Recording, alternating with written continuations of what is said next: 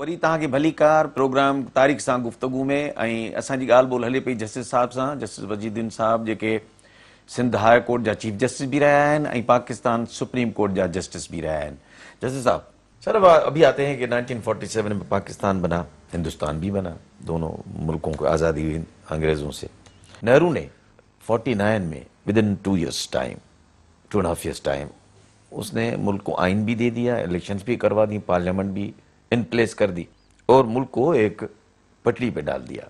पाकिस्तान में क्या वजह थी कि लियाकत अली खान ये काम करने की बजाय इलेक्शंस नहीं करवाई?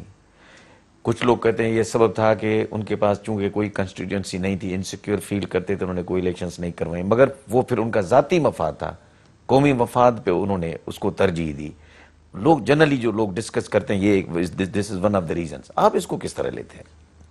देखें, पाकिस्तान का कॉन्स्टिट्यूशन बनाना कोई आसान काम नहीं था और उसकी बहुत सारी वजूहात थी। एक वजह तो ये थी कि तकरीबन 2 इक्वल ज्योग्राफिकल एरियाज, मुल्क के 2 हिस्से, मुल्क के 2 आर्म्स एक दूसरे से 1000 मील के फासले पर सिचुएटेड थे। यानी अब आप कायदे आज़म की ग्रेटनेस के मुतालिक मैं आपसे क्या अर्ज करूं, यहां से जाना था ईस्ट पाकिस्तान गालिबन 1948 में। You know what did he से? उस जमाने में ये जहाजों की ये टेक्निकल लेवल नहीं था जो इस वक्त है। ही सेड जैसे भी हो, मैं यहां से कराची से फ्लाई करूंगा तो मुझे ढाके पे उतरना चाहिए, मैं रीफ्यूल करने के लिए इंडिया में नहीं रुकूंगा। वो मैकेनिकली मैनेज किया गया और वो डायरेक्टली यहां से ढाके गए। अब ये 2 प्रोविंसेस थे तकरीबन इक्वल पॉपुलेशन के। अनफॉर्चुनेटली हम उनको, बल्कि इक्वल क्या, उनकी पॉपुलेशन ज्यादा थी, वो 55% थी, हम 45%, हमारी कम थी, हम उनको हक देने पे तैयार नहीं थे। तो पहली प्रॉब्लम तो ये थी कि कॉन्स्टिट्यूशन में ये लोग चाहते थे यहां के कि पेरिटी हो। वो कहते थे पेरिटी कैसे होगी, हमारी आबादी ज्यादा है, आपकी आबादी कम है। एक तो प्रॉब्लम ये थी। दूसरी प्रॉब्लम जो थी वो ये थी कि ऑल ऑफ ए सडन यहां की ब्यूरोक्रेसी बड़ी पावरफुल हो गई। ना ब्यूरोक्रेसी के 2 हिस्से होते हैं, एक सिविल और एक मिलिट्री। दोनों बड़े पावरफुल हो गए।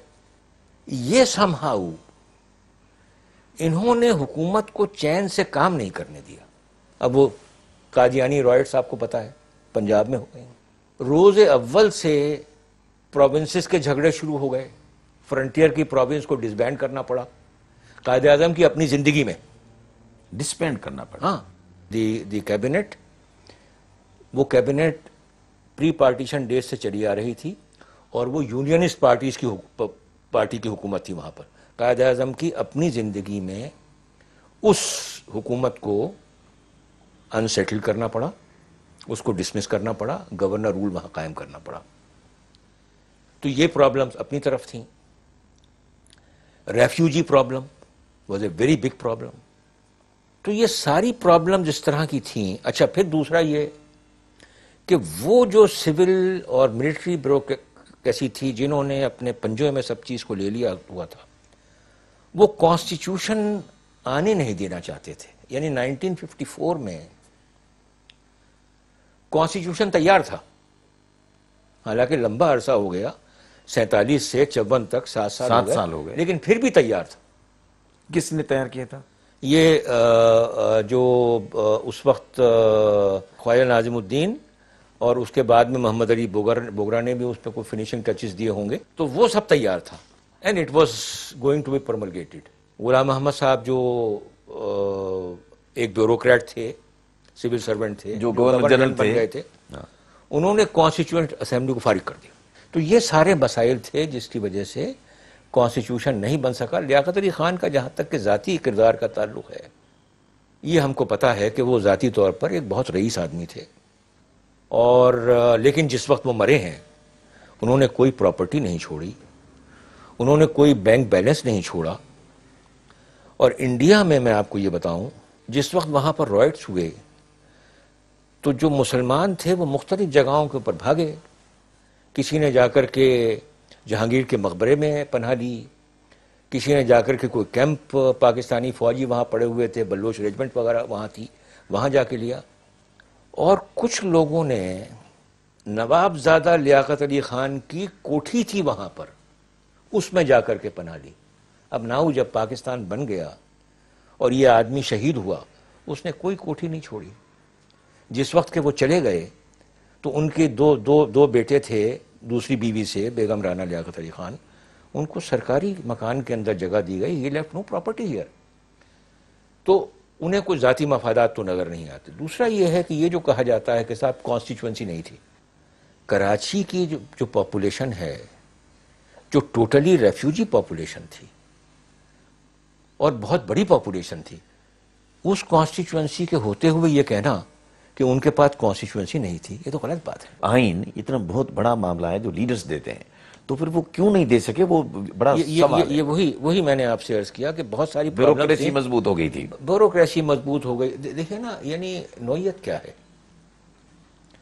ایوب خان کی کتاب پڑھ رہا تھا، فرینڈز اینڈ ناٹ ماسٹرز. وہاں پر جو بات چیت ہو رہی ہے راولپنڈی کانسپریسی کی، تو ایوب خان کا کہنا یہ ہے کہ پرائم منسٹر نے مجھے بتایا. Now we are talking of 50 or early 50s. While he was chief of army staff. While he was commander in chief کہلاتا تھا اس زمانے میں. اس کا کہنا یہ ہے کہ پرائم منسٹر نے مجھے بتایا کہ صاحب آپ کے ہاں ایک کانسپریسی ہیچ ہو رہی ہے، اور مجھے انفارم کیا ہے اسکندر مرزا نے، who was apparently the interior secretary at that time and he was a major general، کیونکہ اس زمانے میں فوج کے لوگ بھی یہاں پر سیکنڈمنٹ کر کے آ جایا کرتے تھے. ایوب خان سیز مجھے تو پتہ ہی نہیں تھا.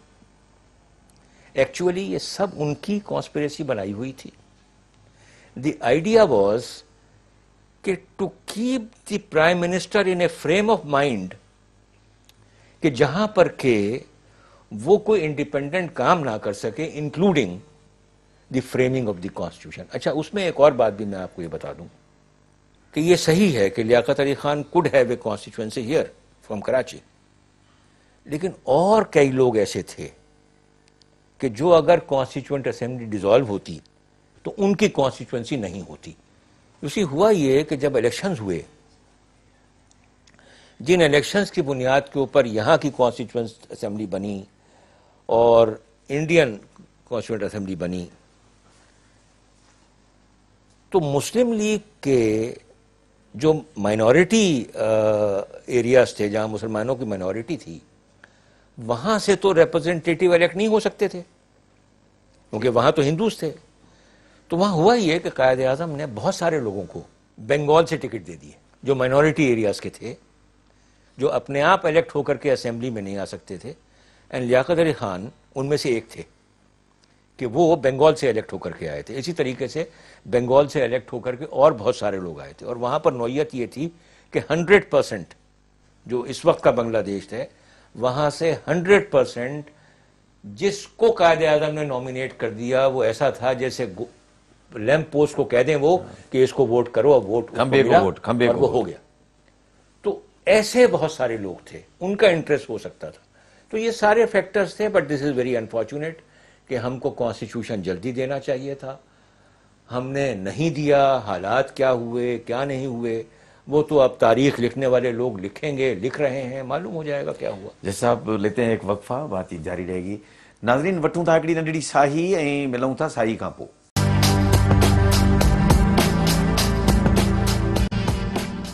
वेलकम बैक नाज़रीन. प्रोग्राम तारीख़ सां गुफ्तगू में असांजो मेहमान जस्टिस वजीउद्दीन साहब सां ॻाल्हि ॿोल जारी आहे. जस्टिस साहब, हम आते हैं. अब ये तो सिलसिले काफ़ी हमने डिस्कस कर लिए.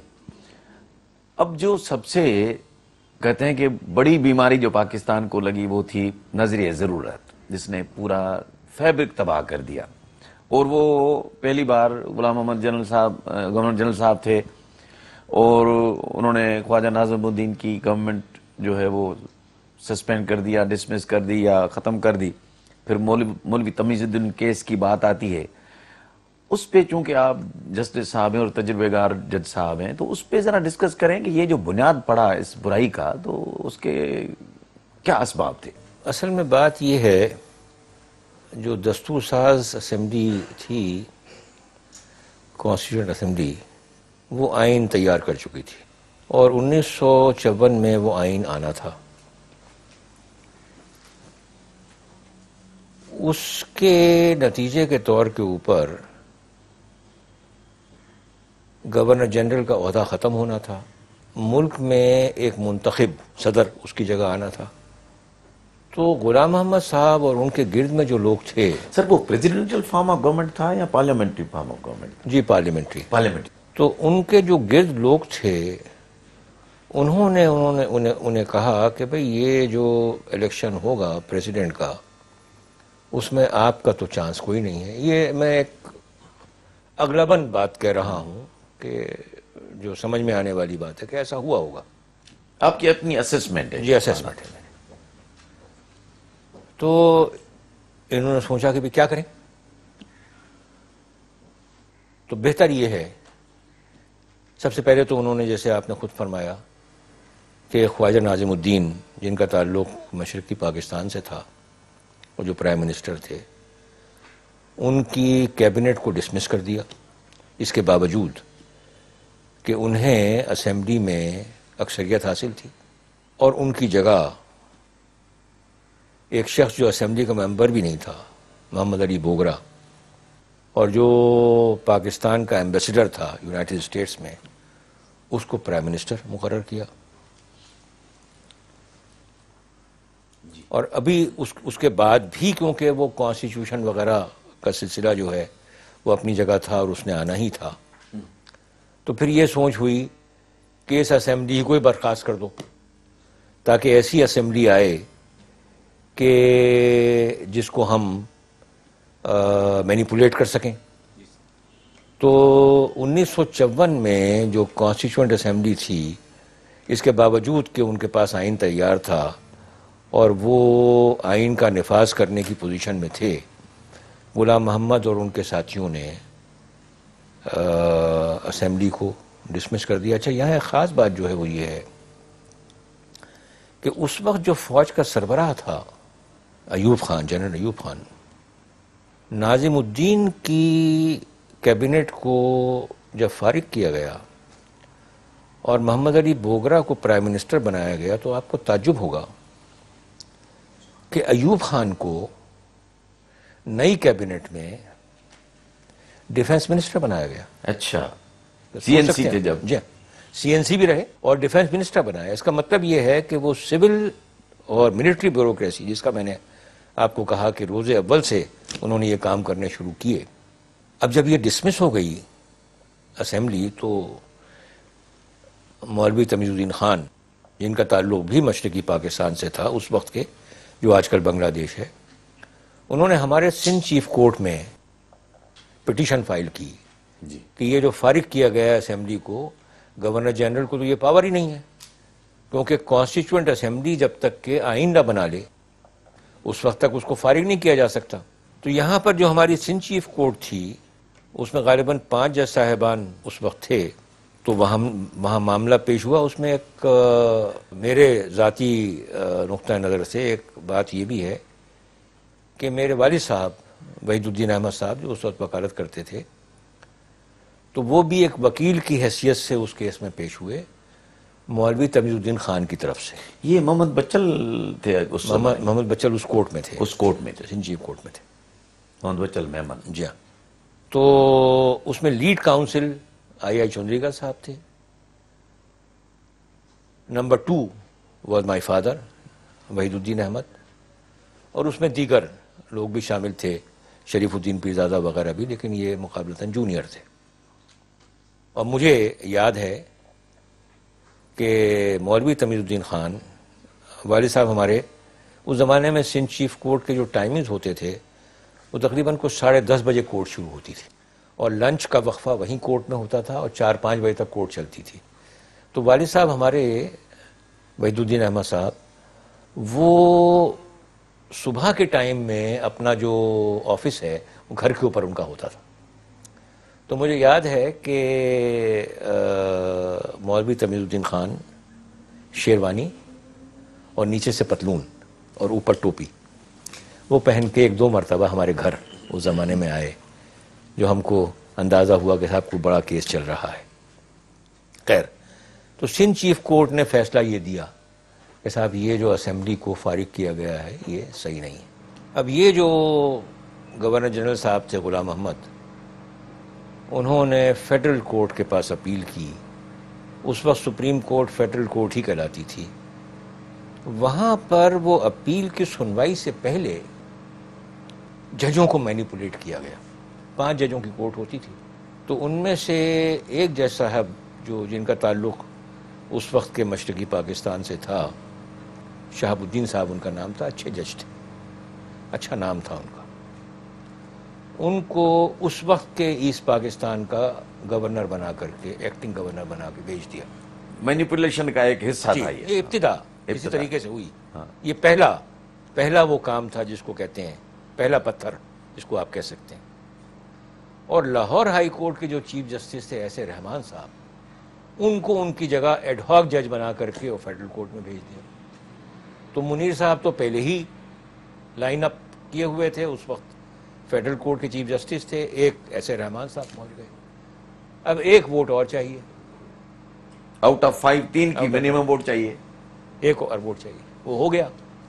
نتیجے کے طور کے اوپر تمیز الدین خان کے خلاف فیصلہ ہوا. سندھ چیف کورٹ کا جو فیصلہ ہے اس کو اوور ٹرن کیا, اور انہوں نے یہ کہا کہ جی اچھا, مزے کی بات جو ہے وہ یہ ہے کہ کیس کے میرٹ پہ فیصلہ نہیں دیا. یہ نہیں کہا کہ اسمبلی کو غلام محمد نے صحیح طریقے سے فارغ کیا تھا, یہ نہیں. اچھا, بلکہ یہ کہا کہ سندھ چیف کورٹ کو پاور ہی نہیں تھی کہ وہ بحال کرے. اور کیوں پاور نہیں تھی؟ اس لیے کہ جس قانون کے ماتحت ریٹ ایشو ہوتی تھی اس پر گورنر جنرل کے دستخط نہیں تھے. تو وہاں ان کو یہ بتایا گیا کہ قائد اعظم کے زمانے سے ایسے قوانین جن کا تعلق آئین سے ہو, گورنر جنرل کے دستخط کرنے کے متعلق رول ختم کر دیے گئے تھے اور کسی پہ بھی نہیں ہوتے تھے.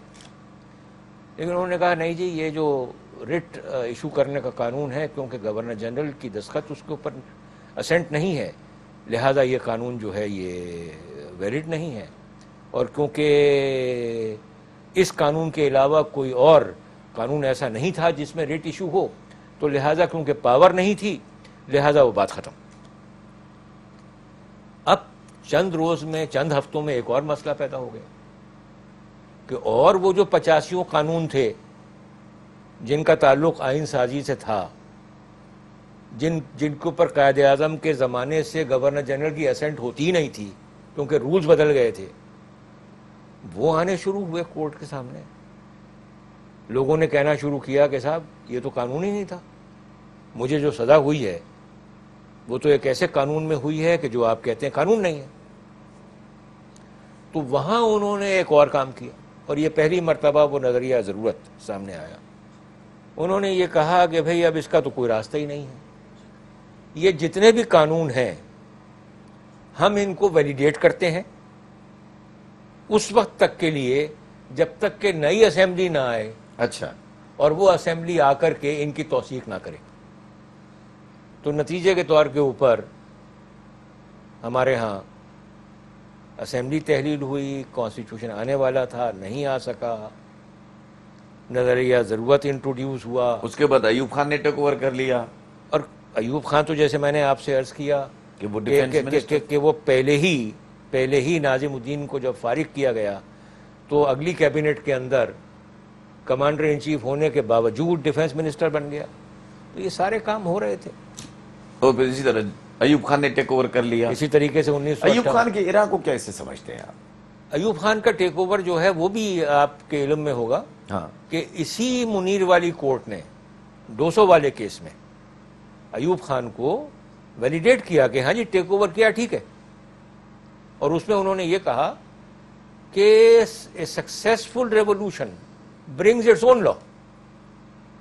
انہوں نے کہا پچھلا جو لیگل آرڈر گیا، نیا آدمی آیا، اس نے آ کر کے اپنا قانون دیا، بس وہی قانون ہے، ہم اسی پہ عمل کریں گے۔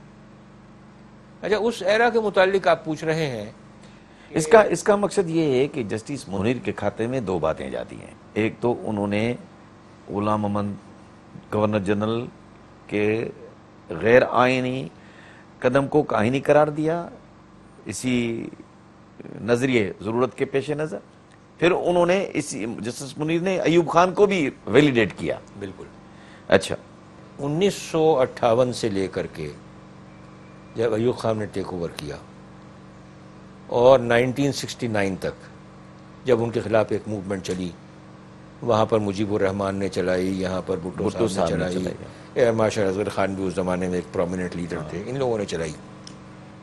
ملک میں آئین کی بالادستی تو نہیں تھی، رول آف لا نہیں تھا، الیکشن ریگ ہوتے تھے، جیسے صدارتی الیکشن الٹیمیٹلی ہوا۔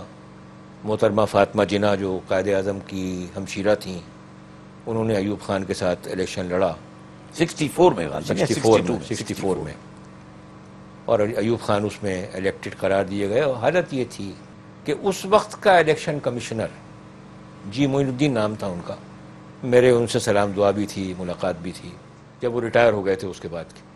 جس روز الیکشن ہوا اسی روز شام میں جا کر کے پریزیڈنٹ ہاؤس میں انہوں نے اس الیکشن کے رزلٹ کو اناؤنس کیا اور ایوب خان کو مبارکباد دی۔ اس طریقے سے الیکشن ہوتے تھے، جو اب بھی وہی ہوتے ہیں۔ تو میں آپ کی خدمت میں یہ عرض کر رہا تھا کہ یہ سب تو خامیاں تھیں اس زمانے میں، لیکن ایک بات ہمیں نہیں بھولنی چاہیے، اور وہ یہ ہے کہ کسی بھی ترقیاتی عمل کے لیے حکومت میں اسٹیبلٹی بڑی اہم چیز ہوتی ہے۔ تو اگر تو اوپر بندہ جو بیٹھا ہوا ہے وہ غلط بھی ہے اور اس کی حکومت اسٹیبل ہے، تو اس کے ماتحت کام جو ہیں ترقیاتی کام وہ آگے بڑھیں گے، جو اس زمانے میں ایوب خان کے ڈیولپمنٹ کا وہ ایرا تھا، وہ بڑھے۔ اور اسی لیے آپ نے دیکھا ہوگا کہ جب بھی کسی حکومت کے ٹاپل ہونے کی باتیں آتی ہیں، جب بھی یہ سوالات اٹھتے ہیں کہ حکومت کتنے روز گزارے گی، تو اسٹاک ایکسچینج ایک دم سے نیچے آتی ہے۔ نیچے آ جاتا ہے۔ اس کی وجہ یہی ہے کہ وہ لوگ، کاروباری لوگ سمجھتے ہیں کہ بھئی اب اسٹیبلٹی گئی تو کاروبار گیا۔ تو اسٹیبلٹی کیونکہ تھی تو لہٰذا انڈسٹری اور کامرس نے گروتھ ہوا، جی ہاں، ڈیولپمنٹ۔ growth ہوئی۔ جیسے صاحب بات چیت چلتی رہے گی، لیتے ہیں ایک بریک۔ ناظرین وٹھوں تھا ہکڑی ننढड़ी بریک، ऐं मिलूं था ब्रेक खां पोइ۔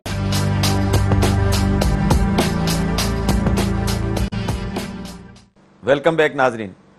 वक़्फ़े खां पोइ ॻाल्हि ॿोल जो सिलसिलो जारी जस्टिस वजीद साहब सां। जी जस्टिस साहब, अब ये तो बातचीत हमारी हुई अयूब खान की इरा, फिर भुट्टो साहब इमर्ज होते हैं एज ए, उनकी पहले उनकी कैबिनेट में थे भुट्टो साहब, उसके बाद ताशकंद का इशू हुआ 1965 में, उसके बाद भुट्टो साहब emerges as a leader, peoples party का बुनियाद पड़ता है, और उसके बाद याया खान टेक ओवर करता है अयूब खान के बाद, फिर पीपल्स पार्टी पावर में आती है, और फिर मुल्क को पहला आइन मिलता है 1973 में। अब इस पूरे इस पोर्शंस को कहीं आपका कोई रिमार्क हो तो बताएं, तो फिर हम आगे बढ़ें 73 से। यहाँ मैं ये अर्ज करूँगा कि आइन बीच में एक आ चुका था, यानी 1956 में जो गुलाम मोहम्मद ने असेंबली को फारिग किया था, 54 में फारिग किया था, फिर 56 में नहीं 54 में फारिग करके 56 में फारिग हुआ, और 56 में जो असेंबली की जगह दूसरी असेंबली आई, उसने 56 में एक आइन दिया, उसको 1956 का आइन कहते हैं। तो वो आइन अयूब खान ने एब्रोगेट किया 1958 में, और उसके बाद में फिर अयूब खान ने जब लोगों का प्रेशर बना कि जी जमहूरियत की तरफ वापस जाना चाहिए, तो अयूब खान ने खुद अपना एक आइन दिया 1962 में, और उस 62 के आइन के मातहत उसने हुकूमत की 1969 तक। तो फिर जो याह्या खान आए, तो याह्या खान ने अयूब खान के आइन को एब्रोगेट करके उसको ख़त्म किया। फिर जब ईस्ट पाकिस्तान हमसे अलग हो गया, पीपल्स पार्टी की हुकूमत यहाँ पर आई, फिर 1973 का हमारे पास आइन आया, जो इस वक्त भी मौजूद है, अनफॉर्चुनेटली एक म्यूटिलेटेड फॉर्म में मौजूद है, और उसमें से अगर वो जो خامیاں ہیں وہ نکال دی جائیں اور جو بہتر چیزیں ہیں وہ انٹروڈیوس کر دی جائیں. اچھا 71 میں جی آرمی آپریشن ہوتا ہے جی اور بنگال میں یہ میسیکر شروع ہو جاتا ہے اور پھر ہندوستان نے ان کی سپورٹ کی, جنگ ہوئی, پھر ہمارے 95,000 قیدیوں نے وہاں سرنڈر کیا, جنگی قیدی بنے. یہ بہت بڑی ٹریجڈی نہیں ہے کسی قوم کے لیے؟ اتنی بڑی بری ہار, اس کے بعد بھی سبق نہیں سیکھنا. دیکھیے بنگالیوں کے ساتھ جس طرح ہم نے زیادتی کی, اس وقت ہم پیرٹی کی بات کر رہے تھے جب بنگالی 55%, ہم 45%. آج جب اس موجودہ پاکستان میں پنجاب 55% ہے, باقی صوبے 45%, اب پیرٹی کی بات نہیں ہوتی.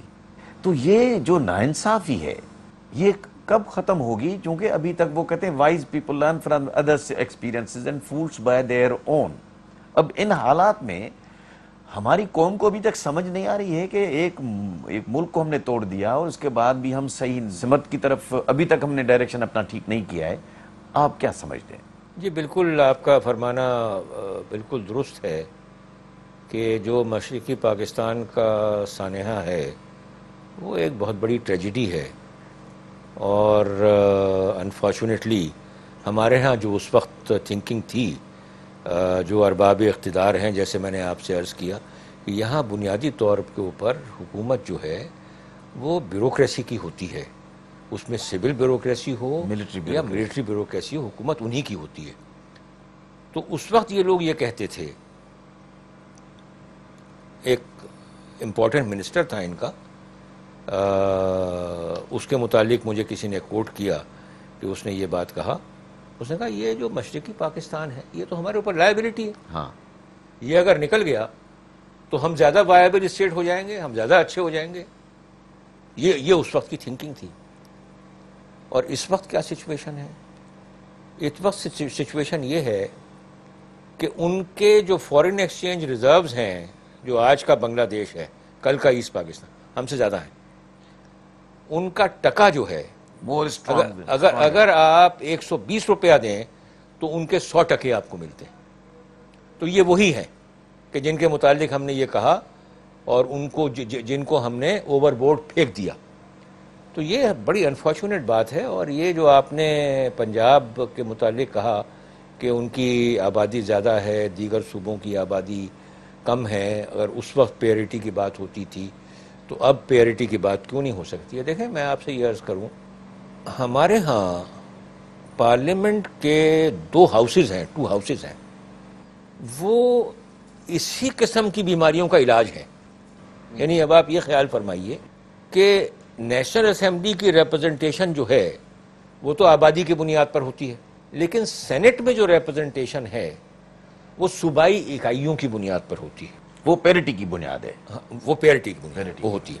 لیکن انفارچونیٹ بات کیا ہے؟ وہ یہ ہے کہ ہم نے سینٹ کو پاور ہی نہیں دی ہوئی. ہم نے یونائٹڈ اسٹیٹس سے سینٹ کا کانسیپٹ لے لیا, وہاں پر ہر اسٹیٹ جو ہے اس سے 2 سینیٹر الیکٹ ہوتے ہیں, لیکن ہم نے اس قانون کی فلسفی کیا ہے اس سے ہم نے کچھ نہیں سیکھا. اس سے ہمارے ملک میں جو ایک استحکام آ سکتا ہے وہ ہم نے استحکام حاصل نہیں کیا. یعنی وہاں پر کیا ہے, ایک تو وہ 2 سینیٹرز جو ہیں امریکہ میں وہ ڈائریکٹلی الیکٹ ہوتے ہیں.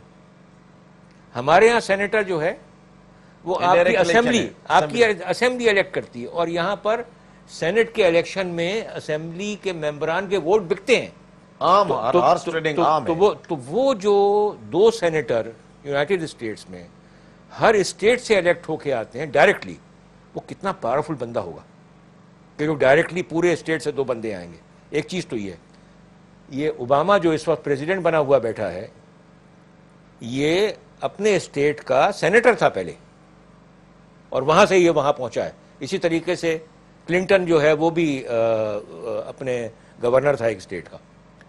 تو ایک بات تو یہ ہے. دوسرا یہ ہے کہ امریکہ میں اگر کوئی بین الاقوامی معاہدہ ہے وہ انتظامیہ یا ایگزیکٹو دوسرے ملک سے نہیں کر سکتی, اس کو سینٹ کے پاس اپروول کے لیے پیش ہونا ہوتا ہے. اگر پریزیڈنٹ کوئی منسٹر اپوائنٹ کرتا ہے جسے سیکریٹری کہتے ہیں, وہ صرف نامینیٹ کرتا ہے، جب تک کہ سینٹ اس کو اپروو نہ کرے وہ منسٹر نہیں بن سکتا. اگر کوئی ایمبیسڈر نامینیٹ کرتا ہے، جب تک کہ سینٹ اس کو اپروو نہ کرے اس وقت تک وہ ایمبیسڈر جا کے اپنی ذمہ داری سنبھال نہیں سکتا ہے. سپریم کورٹ میں کوئی جج نامینیٹ کرتا ہے، جب تک کہ سینٹ سے اپروو نہ ہو جائے وہ جج نہیں ہوتا. تو وہاں سینٹ کی پاورز آپ ذرا دیکھیں کتنی پاورز ہیں ان کی. ہمارے ہاں سینٹ آپ نے بنا دیا مگر پاور نہیں ہے. پاور ہی کوئی نہیں. تو فائدہ کیا ہے پھر؟ تو اگر ہم سینٹ کو ایمپاور کر دیں تو ہماری جو صوبائی جو خود مختاری کے مسائل ہیں آدھے تو وہیں حل ہو جائیں. تو اس کے بارے میں اب جب کہ 18ویں امینڈمنٹ آنے والی ہے غور کرنا چاہیے، ایسی ترمیم لے کے آنی چاہیے کہ جس میں سینٹ کو ایمپاور کیا جائے. کیوں ہمارے حکمران جو پوزیشن میں آتا ہے، جو بھی پاور میں آتا ہے، وہ حکمران نہیں چاہتے ہیں کہ ادارے مضبوط ہوں؟ وہ خود اپنی مضبوطی پہ کانسنٹریٹ کرتا ہے، اداروں کی مضبوطی پہ نہیں کانسنٹریٹ کرتا. سائیں یہ again this is a big tragedy. لیکن میں یہ سمجھتا ہوں اس کی وجہ وہی ہے جو لیاقت علی خان کے کانٹیکسٹ میں ہم نے دیکھی. اچھا. کہ وہ جس وقت آ کر کے بیٹھتا ہے اس کو ادھر سے بھی وار شروع ہو جائے گا، ادھر سے بھی ہو جائے گا، سامنے سے بھی، پیچھے سے بھی، اوپر سے بھی نہیں. وہ بندہ یہ سوچتا ہے یار میں اپنی جان کیسے بچاؤں. اور پھر اب پرویز مشرف کو دیکھیں، ٹیک اوور کیا، غلط تھا، لیکن جن ارادوں کا اظہار کیا کہ جی میں یہ کروں گا، یہ کروں گا، یہ کروں گا، کرپشن کو ختم کر دوں گا، تعلیم کو عام کروں گا، ملک کی جو 7 نکاتی ایجنڈا انہوں نے وہ اناؤنس جو کیا تھا. بہترین پاسبل ایجنڈا تھا، کچھ عرصے کام بھی کیا. اس کے بعد کیا ہوا؟ اس کے بعد یہ ہوا کہ اگر آپ نے سیاستدانوں کی کرپشن کو معاف نہیں کیا آپ نہیں رہ سکتے. اگر آپ نے دوسرے کام غلط نہیں کیے آپ نہیں رہ سکتے. وہ ابھی حال میں بیان آیا ہے، وہ سابق جو نیب کا جو چیئرمین تھا جس کو انہوں نے فارغ کیا، شاہد عزیز، کہ مجھے انہوں نے یہ کہا اس وقت کی حکومت نے کہ اگر آپ کرپشن کے پیچھے اسی طریقے سے دوڑتے رہے، منسٹرز کو آپ نے کرپشن نہیں کرنے دیا، تو ملک میں ڈیولپمنٹ کیسے ہوگا، ترقی کیسے ہوگی؟ وہ تو ترقی ہوتی ہی جب ہے جب کرپشن. مائی گاڈ. یہاں پر سوچ یہ ہو جائے، ویری انفارچونیٹ. پھر تو یہی ہوگا. بھٹو صاحب کی ایرا کو، ذوالفقار علی بھٹو صاحب کی ایرا کو کس طرح دیکھتے ہیں 71 دسمبر سے لے کے 77 تک؟ اگین بھٹو صاحب کی بھی پرابلم کچھ اسی طرح کی تھی جیسے میں نے آپ سے عرض کیا. میں ڈاکٹر مبشر حسن خان کا انٹرویو دیکھ رہا تھا تو وہ یہ کہہ رہے تھے کہ میں نے استعفیٰ دیا اور میں ان کے پاس گیا اور یہ میں نے دیکھا کہ بھٹو صاحب کو بھی کوئی اور چلا رہا تھا، حکومت کوئی اور چلا رہا تھا، بھٹو صاحب سامنے تھا. تو اس کا مقصد یہ ہے کہ bureaucracy, again civil and military bureaucracy he control میں، ان کا ہی کنٹرول. بالکل یہی شکل ہے. اسی لیے میں نے آپ سے عرض کیا کہ وہی پرابلمز بھٹو صاحب نے بھی فیس کی.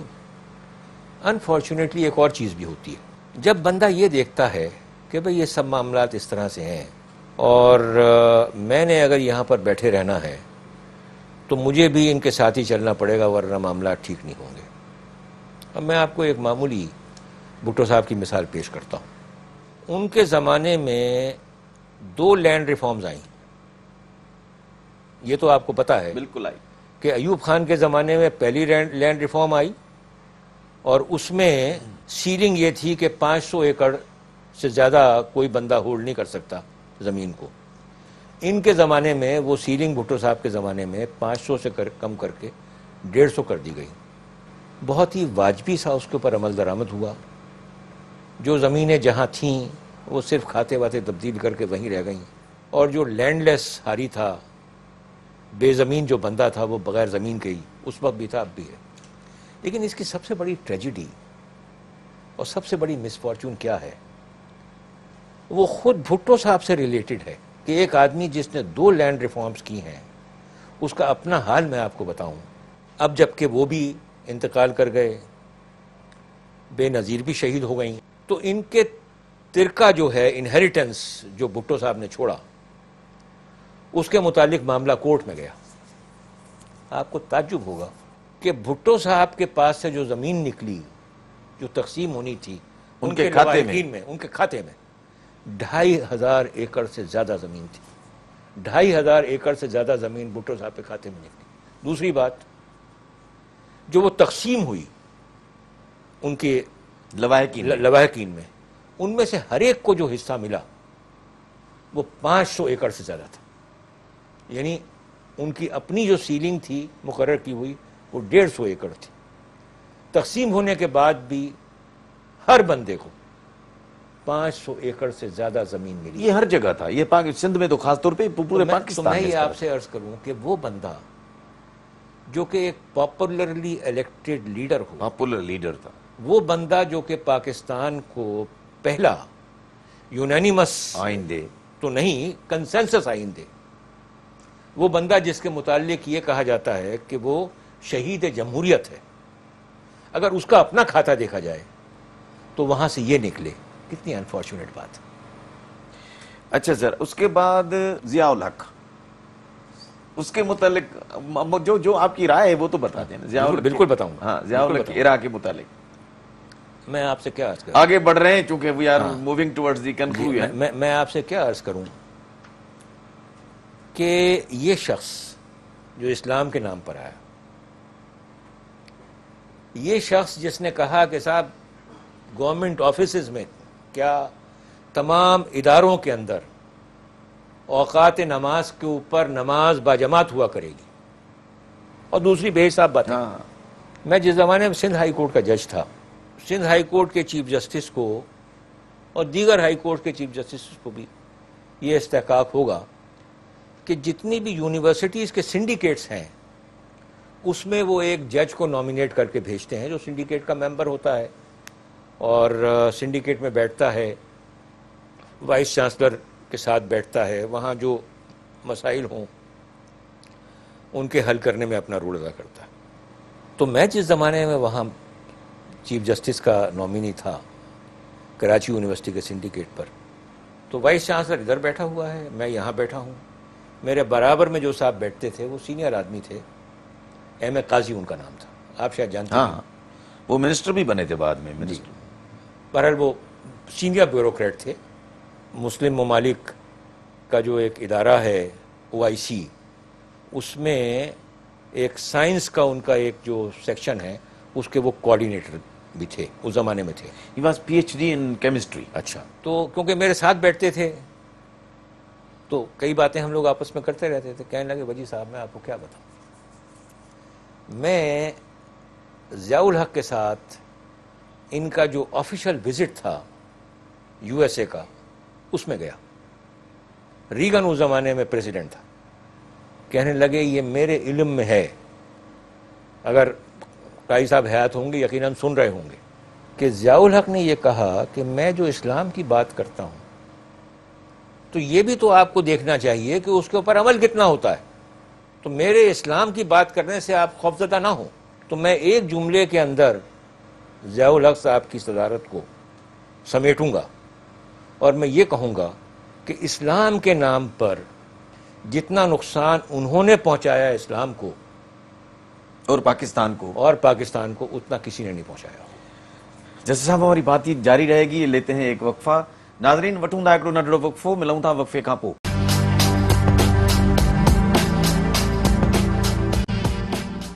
جیسے صاحب اب مختصراً پوسٹ ضیاء اور پری مشرف, یہ جو سویلین سیٹ اپ آئے تھے, دو پولیٹیکل پارٹیز دو بار پاور اس میں آئیں, ایک مسلم لیگ نواز آج کل کہلاتی ہے اور ایک پیپلز پارٹی. ان دونوں رائٹ فرام اس طرح کہیں کہ 88 to 99 والے ایرا کو کس طرح دیکھتے ہیں؟ جی وہ ایک بڑا ری ایشورنگ پیریڈ تھا. پاکستانی لوگ سمجھتے تھے